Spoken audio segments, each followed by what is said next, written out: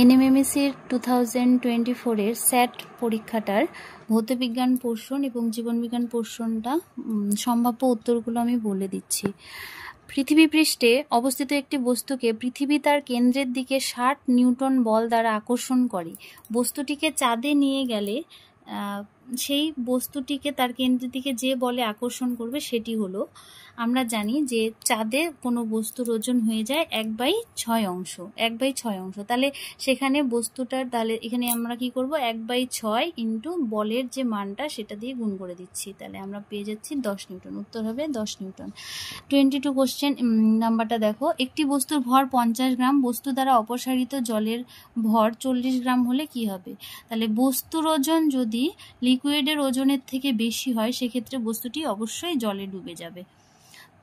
23 নাম্বারটা দেখো, দুটি বস্তুর মধ্যবর্তী দূরত্ব আর, এদের ভরকে স্থির রেখে তাদের মধ্যবর্তী দূরত্বকে দ্বিগুণ করলে বস্তুদ্বয়ের মধ্যে মহাকর্ষীয় আকর্ষণ বলের মান প্রাথমিক মানের চেয়ে কত গুণ হবে? তাহলে দেখো এখানে ফর্মুলাটা হচ্ছে F = G m1 m2/r²।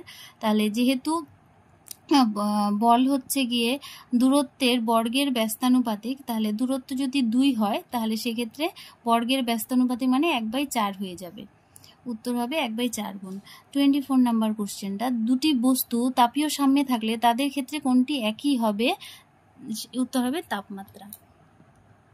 নিচের ভৌত রাশিগুলির মধ্যে কোনটির একক নেই? উত্তর হবে আপেক্ষিক গুরুত্ব, কারণ আমরা এগুলোর সবগুলো জানি। ভরের একক হচ্ছে গিয়ে কিলোগ্রাম এসআই একক, তারপরে হচ্ছে চাপের হচ্ছে নিউটন পার মিটার স্কোয়ার, বেগের হচ্ছে মিটার পার সেকেন্ড স্কোয়ার।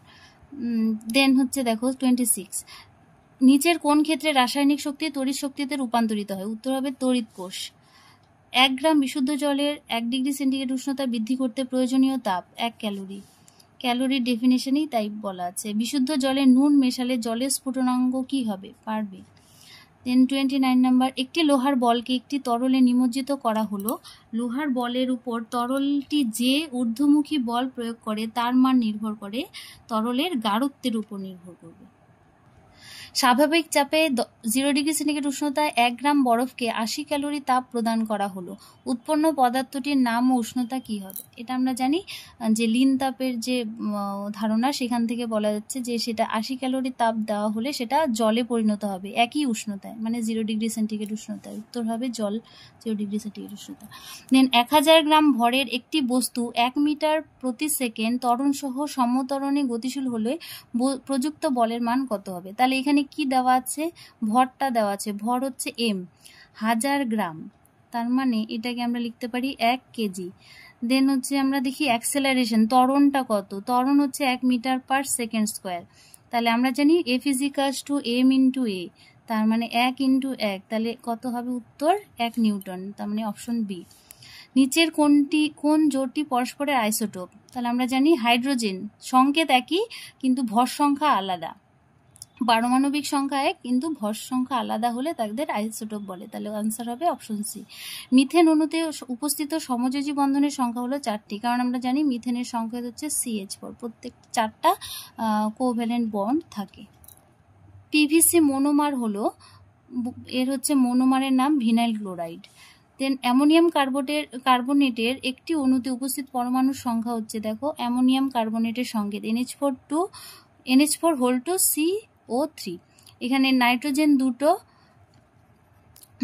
দুটো, হাইড্রোজেন হচ্ছে 8টা, কার্বন হচ্ছে 1টা, অক্সিজেন হচ্ছে 3টা, তাহলে টোটাল কত হচ্ছে? 10 আর 4 14, তাহলে টোটাল সংখ্যা হবে, পরমাণুর সংখ্যা হবে 14।